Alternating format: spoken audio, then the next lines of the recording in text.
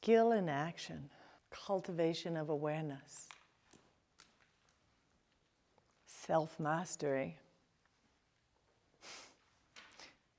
These are pretty big topics, right? We've all come this far through our lives, however many years that is, 20s to, 50s, 60s. We've all come through our life, and we've been doing the best we can, right? Yeah. Getting a little more skillful every day. And we find ourselves in this grand collective consciousness right now, where we're living in a very polarized world.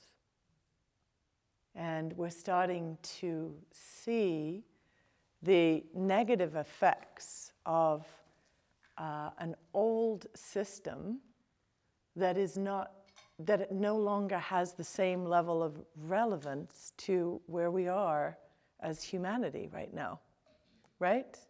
Old systems, so many old systems, whether it's how we're learning at school or how we're, the corruption and the dissent in the government system, or whatever it may be. There's a lot that's up in our world right now, and it doesn't feel enough to just go through our semi-comfortable lives, right?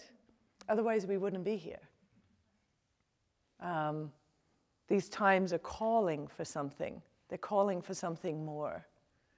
And it's not that over the eons the times haven't called for more. They always have. And there's always been those that have been raising up to the call. We happen to be the ones that are rising up to the call right now. And it's so important that we do so. And it's so important that we do so in a yoga community where the first tenet of the yoga community really is to do no harm, right?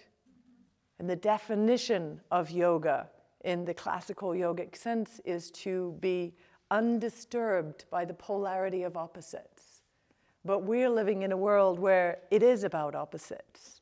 It's an us and them, or it's my perception versus your perception. And we are looking to find the yes and, the understanding that we're all unique beings, and because of the different sets of circumstances that we have grown through and evolved through in our life, we all have a unique way of seeing things. If I asked you to describe a sunset, and we're all watching the same sunset, everyone is going to have a different description, right? Because we're seeing it through our lens. We're seeing it through our capacity to perceive. There's a saying that we don't see people as they are, we see people as we are.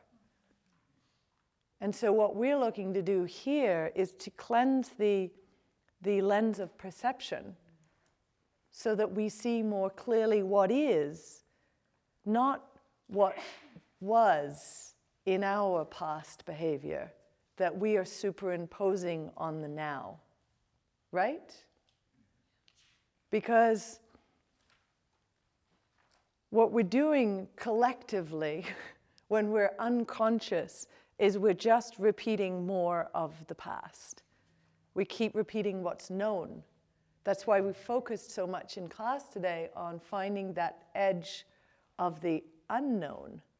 What does it feel like to hang out in a space where we're no longer identifying in all the ways we identify ourselves? What insight could dawn in that space of nothingness, of openness? So that ultimately, another saying is you can't solve a problem from the same level of consciousness that it was created, right? So if we're looking at the riddle of our lives, we can't solve the riddle of our lives with just the information of our past. We have to keep opening ourselves to the insight that comes in the present moment. And this is why we have the image of Shiva in his Nataraj dance, where he is dancing on the ashes of the old, because what he's creating is in the present moment. He's no longer bound by past. He has his own drum. He's dancing to the beat of his own drum. He is beyond time. So he's able to create beyond his patterned, conditioned self. And this is the edge that we're looking to hang out in as yogis right now, in order to download, if you like, or tune into the solutions that are going to help us individually and collectively right now. And I believe that as yogis, as people who are committed to a path of awareness, committed to a path of self-understanding, self-reflection, truth, living with integrity, that we have the capacity to actually be in the forefront of whatever this new wave is. It doesn't mean we have to be so visible, right? But there's a lot of change can happen on the underground level. And if we look at the collective consciousness as a bunch of light bulbs, we're all light bulbs and we're turned on to whatever degree we're turned on. Some are dim, some are pretty vibrant. The more vibrant we become, the easier it is for everybody else to raise that frequency. If you look at it in the dominance of frequencies, the more of us who start to align ourselves at a more refined, higher frequency, and that becomes more dominant in the collective, the easier it is for others to access that. Are you with me on that? And so ultimately, here's our role, you could say. Here's a great mission for us. And we have to be rule breakers. We've got to go against the grain, and we've got to do that within our own selves, let alone out in the world. It has to actually begin within, right? So Swami Rama, one of the great yogic beings, masters, who came to the West in the early 70s, he stated, we have to be citizens of two worlds. We've got to be dual citizenship here.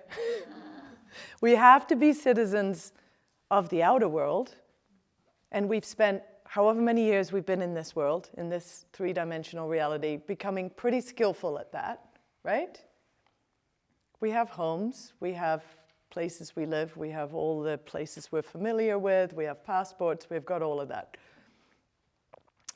Interestingly, as humanity, we've pretty much explored this world, right? Our ancestors were still exploring planet Earth. We've pretty much, we got a good grasp of what planet Earth is right now, and all the different levels of delight that this extraordinary planet has for us to live on. And now we're exploring space. That's, another dimension, sure. But in all of that, the emphasis has been on the outward exploration and not on the inward exploration. And our conduct in the world has been driven by the outer value systems of whatever religion we grew up in, right? Which, if you go to the essence of them all, there's that touch of truth of those who have connected with the underlying expanded nature of reality and the pureness of being. But as a collective, we've been behaving in the ways that we've learned to behave from the outside, right? Pretty much, with the 10 Commandments or the equals to those, right? And interestingly, the yoga tradition asks us to go inside and access our own value code, access our own moral compass, and start to figure out what correct and incorrect action is to us. That's a very individual thing, right? And I think ultimately we're all guided by the same principles of love. We all love our families, or to varying degrees. But, right, there's that love there. We love our friends. We love the communities that we're a part of. When I travel the world, I see a lot more love than anything else. It's certainly not what's in the airwaves, but generally, go into any village, small town place, people care about each other for the most part.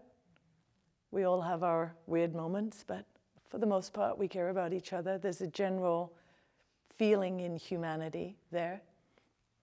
And we think we're pretty special, don't we, as human beings? Don't we? But then you see all these things about dolphins saving, humans, or killer whales saving seals, or the latest one in Australia was the fox who's feeding the baby koala bears. We think we're so special as human beings that we have the, humanitarian thing down. And yet I keep seeing it reflected in nature, just how extraordinary this desire to love is, or to serve, to be a part of, this protective field. So there's this creative intelligence that's working through all of life, and that's what the yoga tradition asks us to tap into. To be aware, and this is so replete all the way through the Bhagavad Gita, and we'll talk more about that, but to be aware of this consciousness that exists in all of life, whether it's reflected through the human being or through the fox feeding the baby koalas, or the killer whale saving the seals, or the dolphin saving humans from sharks, whatever it may be. There's this benevolent, the yoga tradition talks of it as this benevolent force of creativity, of intelligence that exists in everything that we see as our phenomenal world and beyond.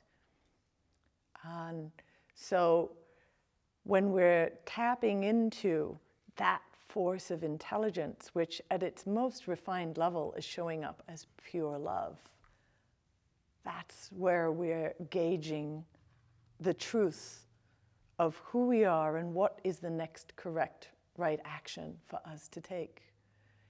And so what we're doing to get to that place is we're unlearning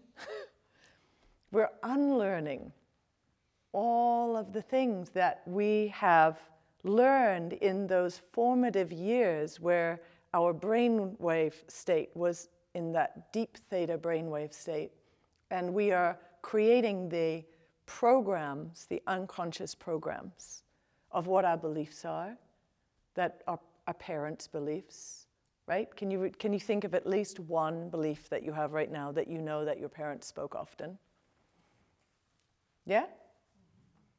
We kind of all have them. You hear your mother's voice or your father's voice, and you're like, oh yeah, I know where that one came from.